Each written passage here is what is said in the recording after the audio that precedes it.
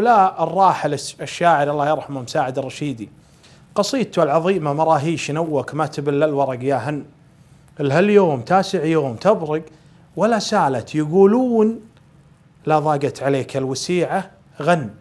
وأنا أقول شفتوا مقرد الخلق وش قالت، لأن بمفهومه البسيط وثقافته الدينية وموروثه الثقافي يعلم أن الإنسان إذا وقع تحت طائلة البلاء أن هذا إنذار إلهي أن راجع حساباتك تراك بعدت حيل عن الطريق.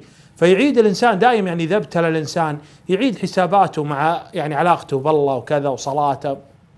فهني مساعد الرشيدي يقول لما سألهم يقولون لا ضاقت عليك الوسيعة، توقع أنهم يقولون له يعني ارجع لله ادعى الله يعني كثر من الدعاء وراجع حساباتك على، لكن هم صدموه قالوا غن فانصدم يعني كيف.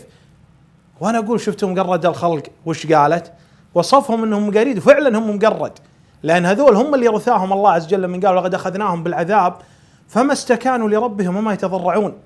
البلاء جرس انذار ان راجع حساباتك، لكن طلعت مثل حديث الرسول عليه الصلاه والسلام يقول لا يزال البلاء بالمؤمن حتى يمشي على الارض وما عليه خطيئه، تصفير عداد لذنوبك لانك انت راجعت حساباتك مع الله وقاعد تطهر اللقاء الله باليوم الموعود.